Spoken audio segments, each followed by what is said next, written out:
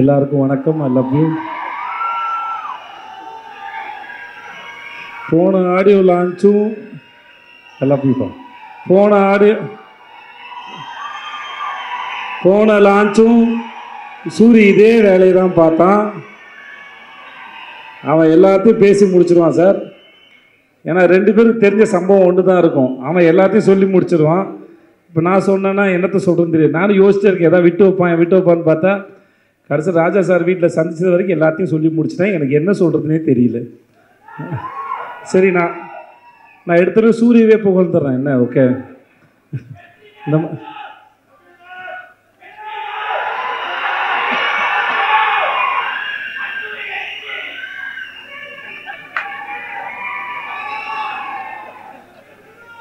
S, இது மட்டும்தான் எனக்கு கேட்டுச்சு, மற்ற எதுவுமே கேட்கல. கூட்டத்துலேருந்து கத்தும்போது ரொம்ப சுலபமாக ஈஸியாக இருக்குது, ஆனால் கேட்குறது தான் புரிய மாட்டேங்குது. இருந்தாலும் இருங்க, ஒரு ஃப்ளோவில் போகிறேன். அதனால் நான் சார், அதனால் இந்த ஸ்பீச்சை நான் சூரிக்கு நன்றி சொல்லி ஆரம்பித்தேன். வழக்கமாக இவ்வளோ பெரிய ஒரு ஹீரோ அவரோட படத்தில் எனக்கு இப்படி ஒரு வாய்ப்பு கொடுத்து எனக்கு ஏன்னா எனக்கு மேடையிலேயே பேச வாய்ப்பு கொடுக்காத ஒருத்தன் படத்தில் வாய்ப்பு கொடுத்துருக்கானா யோசிச்சு பாருங்களேன். நமக்கு அப்புறம் ஒருத்தர் பேசணுமே, நாகரிகம் கருதி கொஞ்சம் விட்டு வச்சுட்டு போவோமே, அதெல்லாம் கிடையாது இல்லை. வீட்டில் கடைசி பிள்ளைன்னு வந்துச்சுன்னா மூத்த பிள்ளை கொஞ்சம் விட்டுட்டு போகண்டா, மொத்தமாக வலிச்சு நக்கிட்டு போனால் நான் என்னத்தில் பேசுறது. படத்தில் தான் பேர் தான் வாத்தியார். அதனால் பத்திரிகை நண்பர்கள் யாராக இருந்தாலும் இந்த படத்தில் இந்த மாதிரி எனக்கு இப்படி ஒரு வாய்ப்பு கொடுத்து எனக்கு தொடங்கி வச்ச சூரிக்கு ரொம்ப ரொம்ப நன்றி. எஸ் வாத்தியார்.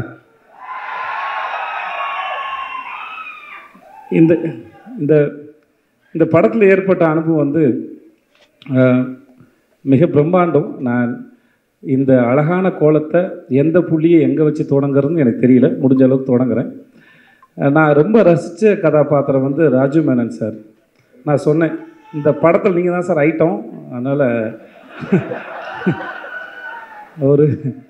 ஒரு படத்துக்கு ஒரு கவர்ச்சின்னு ஒன்று இருக்குல்ல. நம்ம ஊரில் சின்ன வயசில் படம் பார்க்க போகும்போது, சின்ன வயசுலாம் எப்போதும் இல்லை, ஒரு 6 மாதம் முன்னாடி சொல்கிறேன் நான், படம் பார்க்க போகும்போது இன்டர்வலுக்கு அப்புறம் கடைசி ரீலில் என்னென்ன வரப்போகுது, சண்டை காட்சி இருக்கும், ஒரு ஐட்டம் சாங்கெலாம் இருக்கும், அதெல்லாம் கொஞ்சம் விறுவிறுப்பாக இருக்கும். அந்த மாதிரி இந்த படத்தில் ராஜு மேனன் சார் அவர் நடித்தது ரொம்ப பிரமாதம்.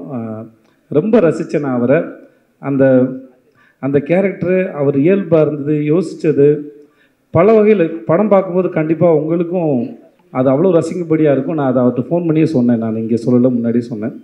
ஸோ அவர் கண்டிப்பாக உங்கள் எல்லோரும் என்டர்டெயின்மெண்ட் இந்த விடுதலை 2ல். அப்புறம் கென், அவன் ரொம்ப அழகான ஒரு குழந்தை. நான் அவனை ரொம்ப ரசிக்கிறேன், ரியல் லைஃப்லேயும் சரி, அவனை படத்துலேயும் சரி. அவன் சினிமாவுக்கு வந்ததுக்கும் அவனை கொண்டு வந்ததுக்கும் வெற்றி சாருக்கு மூலம் ரொம்ப நன்றி. அவன் பேசினா ஒரு 5.5 மணி நேரம் பேசணும்னு சொன்னான். அந்த 5.5 மணி நேரமும் அவன் தான் பேசினான். அதிகபட்சம் நான் கேட்டுட்டு தான் இருந்தேன். ஆனால் அவன் 5.5 மணி நேரம் இல்லை, அவன் 10 மணி நேரம் பேசினாலும் கேட்கலாம். அவ்வளோ சுவாரஸ்யமாக சொல்லுவான். தனக்கு தெரிஞ்ச சின்ன விஷயமாக இருந்தாலும் சரி, தன் வாழ்க்கை நடந்த விஷயமாக இருந்தாலும் சரி, அவனோட டைமிங்கும் சரி, அதை சொல்கிற விதமும் சரி, எதுக்கு உட்காந்துருக்காலும் அவ்வளோ எங்கேஜிங்காக சொல்ல முடியும். நான் பல முறை அவனை திட்டியிருக்கேன், ஏன்டா அசுரனுக்கு அப்புறம் இவ்வளோ பெரிய கேப்பு கொடுத்த அப்படின்னு. ஏன்னா அவனை ஸ்க்ரீனில் பார்க்குற சரி, அந்த ஒரு சண்டை காட்சி அப்போது அவனுக்கு ரிப்பெல்லாம் உடஞ்சிருச்சு. அதெல்லாம் பொருட்படுத்தாமல் அவன் இருந்து அதை சூப்பராக பண்ண ரொம்ப இன்டென்ஸான ஒரு ஆக்டரு. அவன் மிகப்பெரிய விஷயங்களை பண்ணுவான்னு எனக்கு முழுசாக நம்பி இருக்கிறது. வாழ்த்துக்கள் அவனுக்கு. ரொம்ப சுவாரஸ்யமான ஒரு ஆள். சேத்தன் சார், உங்களுக்கு வாழ்த்த வயது இல்லை சார், வணங்குறேன் சார். நான் இன்றைக்கி விடுதலை 2ல் பார்க்கும்போது சரி, சேத்தன் சார் இந்த படத்தோட ஒருத்தர் ஒரு ரூமில் உட்காந்துக்கிட்டு ஆப்ரேட் பண்ணுற வில்லன்னா கூடிய இருக்கிற மிகப்பெரிய வில்லன் சேத்தன் சார். அவர் அவர் இங்கே பார்த்த முகமாகவே இருக்க மாட்டார். நீங்கள் ஃபஸ்ட் பார்ட்டில் பார்த்த விட செகண்ட் பார்ட்டில் அவரோட போர்ஷனை அவர் அவ்வளோ கிளியராக அவர் என்ன நினைக்கிறாரோ அது வார்த்தைகளோ சப்டைட்டிலோ எதுவுமே இல்லாமல் நமக்கு அப்படியே கடத்திடுறாரு. அப்படி ஒரு பிரமாதமான ஒரு ஆக்டர். நான் வெற்றி சார்ட்டே சொல்லியிருக்கேன், அவர் செம்ம காஸ்டிங். அவர் சேத்தன் சாரை வந்து காஸ்ட் பண்ணது வந்து அதை ரீப்ளேஸ் பண்ணவே முடியாத ஒரு ஆக்டர். அவ்வளோ பிரமாதமான ஆக்டர். ஒர்க் பண்ணது பெரிய சந்தோஷம் சார். சார் உங்களை பற்றி நான் எதுவும் சொல்ல வேணாம் சார். ஜாக் சார் உங்களுக்கு கூச்சமாக வேறு இருக்கும் சார். நான் வேறு அதை தேவையில்லாமல் நீங்கள் செட்டு போட்டதும் இல்லை. ஒரு ஊரே அந்த செட்டு வந்து சார் எனக்கு தெரிஞ்ச எல்லாரையும் நான் கூப்பிட்டேன் செட்டுக்கு. வாங்க டைம் ட்ராவல் பண்ணலாம். ஒரு செட்டு போட்டு ஒரு 70களுக்கு கூட்டிகிட்டு போனார். சும்மா அந்த தெருக்கள் தான் அது. ஆனால் எனக்கு தெரிஞ்ச எல்லாரையும் வர வச்சேன். இந்த செட்டில் வாங்க, சும்மா இருங்க, பாருங்கள், வேடிக்கை பாருங்கள். உங்களுக்கு ஒரு இந்த இடத்துல இருந்து ஒரு 40-50 வருஷம் பின்னாடி போகலாம், போய் அந்த இடத்துல வாழ்கிறத பார்க்கலாம். எப்பவுமே ஜனாசாட்ட இருக்கும்போது சொல்லுவார். ஜனாசா சொல்லியிருக்காரு, ஒரு ஆர்ட் டைரக்டர் சொன்னால் சொல்லியிருக்காரு, என்ன தான் செட்டு போட்டாலும் அங்கே ஜூனியர் ஆர்டிஸ்ட்டு அந்த காஸ்டியூம்ஸ் போட்டு நடக்கும்போது அதுக்கு உயிர் வருது அப்படின்னு சொல்லியிருக்காரு. நம்ம ஜாக்கி சார் போட்ட செட்டு ஒரு பக்கம், அங்கே ஆர்டிஸ்ட்லாம் சேர்ந்து அதெல்லாம் நடக்கும்போது அது அப்படியே காலத்தை கடந்து எங்களை வந்து பின்னாடி கூட்டிகிட்டு போச்சு. அந்த இடத்துல வாழ்ந்த அனுபவத்தை அது உருவாக்கிச்சு sir. Thank you so much. Thanks for that sir. மற்ற எல்லாருக்கும் பவானி உன்னை பற்றி நான் என்ன சொல்கிறது தெரியல. பவானி நல்லா இருக்கு. பவானி சார் உங்களுக்கு வாழ்த்துக்கள் சார். தமிழ் சார் உங்களுக்கு வாழ்த்துக்கள். உங்களுடைய அடுத்த படத்துக்கு வாழ்த்துக்கள். போஸ்ட் ரொம்ப பிரமாதமாக இருந்தது. நீங்கள் சூப்பர் ஆக்டர் சார். அப்புறம் sir Raja sir, I love you sir. I love you sir. I love யூடா.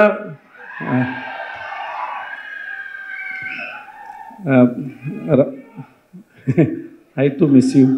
இன்னும் காதலும் அன்பும் சார்ந்து எத்தனை வார்த்தைகள் உண்டோ அத்தனை வார்த்தையும் உனக்கு பரிசீலிக்கிறேன். நன்றி. ஐ love you.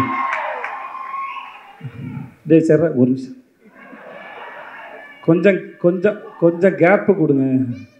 So Raja sir இருக்கிற காலத்தில் அவருடைய இசையை ரசிக்கிறதே நான் பெரும் தவம் இருந்து வாங்கி வந்த வரமான்னு நினைக்கிறேன். அப்படி இருக்கிற ஒருத்தனுக்கு வந்து அவரோட பழகிறது, அவரோட கேள்வி கேட்குறது, அவரோட ஸ்டூடியோவில் இருக்கிறது, அவர்கிட்டருந்து ஒரு மெசேஜ் வந்தது, அவர்கிட்டருந்து ஒரு கால் வந்தது, அவர் படத்தில் வேலை பார்த்தது, இப்படின்னு பல வரங்களை வாங்கி வந்த ஒரு பெரும் பாக்கியவான நான் கருதுனேன். இந்த மேடையில் அவரோடு இருக்கிறதையும் சரி. அன்னைக்கு சூரி சொன்ன மாதிரி அவன் சொல்லிட்டான், இருந்தாலும் திரும்பி கேளுங்க, நான் சொல்லும்போது ஒரு ஆங்கிள் கேளுங்க. அது அன்னைக்கு சூரி வர்றதுக்கு ஒரு 10 நிமிஷம் நான் வெளியே வெயிட் பண்ணியிருப்பேன் போல இருக்குது. எனக்கு அவரை பார்த்து நான் தனியாக கிடச்சிட்டாரு, போயிடுவோம்னு சொல்லிட்டு நான் நேராக உள்ளே போயிட்டேன். எனக்கு எப்பவுமே சான்ஸுக்காக ஏங்கி பழக்கத்தினால டப்புன்னு உள்ளே போயிட்டேன். உள்ளே போய் உட்காந்து பேச ஆரம்பித்தேன், கேள்வி கேட்க ஆரம்பித்தேன். ஸோ நான் கேள்வி கேட்க தொடங்கினதுனால அவர் ஆல்மோஸ்ட் எல்லோரும் வந்தாலும் அவர் என்னை பார்த்தே பதில் சொல்லிட்டு இருந்தார். நானும் கண்ணிமைக்காமல் அவரை வேடிக்கை பார்த்துட்டே இருந்தேன். ஒரு முதல்ல காதல் வந்து அந்த காதலி ஓகே சொந்தப்போ எதுக்கு உட்காந்து எப்படி வேடிக்கை பார்ப்பாங்களோ அந்த மாதிரி தான் வேடிக்கை பார்த்துருந்தான் அவரை. அவர் பேசுகிற அத்தனையிலும் நான் என்னம்மா பண்ணேன், ஒரு நிமிஷம் நான் அந்த இடத்துக்கு போய் நடந்த இடத்த ரசித்து அதுக்குள்ளே இருக்கிறத உணர்வுகளை ஈஸியாக மாற்றுற திறமை அவருக்கு இருக்குது. கவிஞனாக இருந்தால் வார்த்தையாக மாற்றிடுவேன். எனக்கு அது எதுவுமே இல்லாதனால நடிகனாக இருக்கனால என்னோடய எக்ஸ்ப்ரெஷன்ஸ் பெருசாக தெரியாது. அதில் அது வார்த்தையாக தேடி பார்த்து சொல்ல முயற்சி பண்ணுறேன்.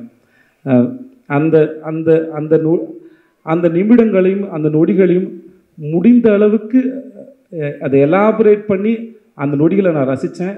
அப்படி ஒரு பேரானந்தம் கொடுத்த ராஜா சாருக்கு ரொம்ப ரொம்ப ரொம்ப ரொம்ப நன்றி சார். ரொம்ப நன்றி சார். அவருடைய இசை மட்டும் இல்லாமல் அவருடைய பேச்சுக்கள் மூலமாகவும் நான் நிறையா கற்றுக்கிறேன், புரிஞ்சுக்கிறேன், வாழ்க்கை இன்னும் புரிஞ்சுக்க ட்ரை பண்ணுறேன். அந்த பாடங்களுக்கு ரொம்ப நன்றி. அப்புறம் நம்ம வெற்றி சார், நான்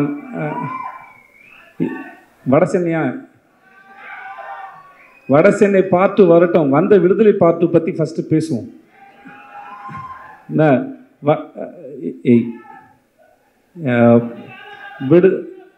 விடுதலை 2 பற்றி பேசணுன்னா இது முழுக்க வெற்றிமாறன் அப்படின்ற ஒரு இயக்குனர் மட்டுமே உரிமை கொண்டாடக்கூடிய ஒரு படம், உரிமை கொண்டாடக்கூடிய ஒரு அறிவு. அவர் இந்த படத்தை பண்ணுறதுக்கு நாங்கள்லாம் உறுதுணையாக இருந்தோங்கிறதே எங்களுக்கு ரொம்ப பெருமையாக இருக்குது. இது அவ்வளோ எளிதில் உருவாக்கக்கூடிய படமே கிடையாது. அவரும் அவருடைய டீமும் அவருடைய அசிஸ்டன்ட் டைரக்டர்ஸு எல்லாருமே சரி, அவர் பின்னாடி இருந்து எல்லாருமே அவருக்கு பின்னாடி இருந்து அவருடைய இந்த படம் உருவாக்குறது நாங்கள்லாம் கூட நின்று இருக்கோங்கிறது வாழ்நாள் முழுவதும் நாங்கள் பத்திரமா வச்சுக்கூடிய பெரும் அனுபவம் பார்க்குறேன். இந்த படம் முடிஞ்சு கடைசி நாளில் பேசும்போது தான் பேசினேன். நான் பிகாம் 3 வருஷம் படித்தேன். வெற்றிமாறங்கிற யூனிவர்சிட்டியில் விடுதலைங்கிற டிகிரியை 4 வருஷம் படித்து வாங்கியிருக்கேன் நான்.